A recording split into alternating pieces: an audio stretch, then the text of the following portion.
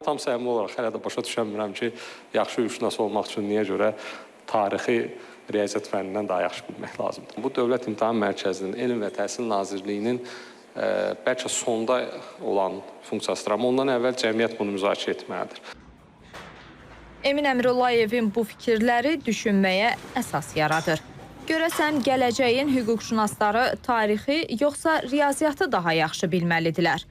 Nazirin cəmiyyət bunu müzakirə etməlidir ifadəsini əsas tutaraq suala cavab axtarmağa çalışdıq. Yaqub Əskərov 3-cü qrup imtahanlarına hazırlaşır. Məqsədi Bakı Dövlət Universitetinin Hüquq Fakültəsinə daxil olmaqdır. Şirvanşah 1-ci Aksitanın hakimiyyəti dövrünün səciyyəvi cəhətlərinə aiddir. O, gününün böyük hissəsini tarix oxumağa ayırsa da, yaxşı nəticə üçün riyaziyyat fənnini də həll edici sayır. Uşaq vaxtı ən çox tarix fənninə çox marağım var idi. Riyaziyyat dərslərində belə çox da bir marağım yox idi. Çox adam deyirdi, riyaziyyata maraq ver, ancaq mən tarixi daha çox üstünlük verdim. Valideynlərimlə danışdım, məsləhətləşdim, qardaşımla, bacımla.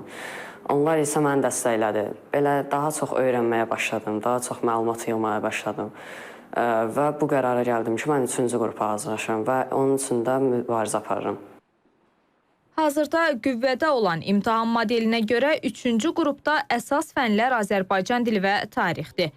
Ekspertlər deyirlər ki, bu o demək deyil ki, 3-cü qrupu seçənlərin riyazi biliyi olmamalıdır. Yüksək bal toplamaq istəyən abituriyent bütün fənlərə eyni ciddiyyətlə yanaşmalıdır. 600-dən yuxarı nəticə göstərən tələbələr təbii ki, yüksək nəticə alaraq yerlər alır və təbii ki, hüquqşünas olan bir şəxs tarixin yüksək səviyyədə bilirsə, burada riyazi bacarıqların da üstəliyini görəcəksiniz. Çünki 600 üstü nəticəsi olan bir şəxs 30 sualdan ən azı riyaziyyatı 25 formasında, yəni nəticəsində yazmalıdır ki, yüksək nəticəsinə təsir etsin. Ona görə də paralel olmasa belə müəyyən qədər 1-2 addım riyaziyyatı geridə ola bilər. O da yenə dəlalət etmir ki, riyaziyyatla tarix eyni olsun. Çünki bu insanın marağı tarixədir, humanitar fənlərədir.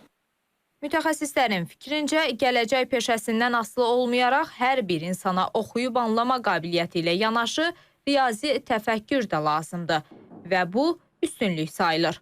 Amma ixtisas qruplarının seçilməsi əlbəttə ki, abituriyentlərin fən biliklərinə görə müəyyən edilməlidir. Ləman Abbaslı, Anar Ağazadə, İTV Xəbər.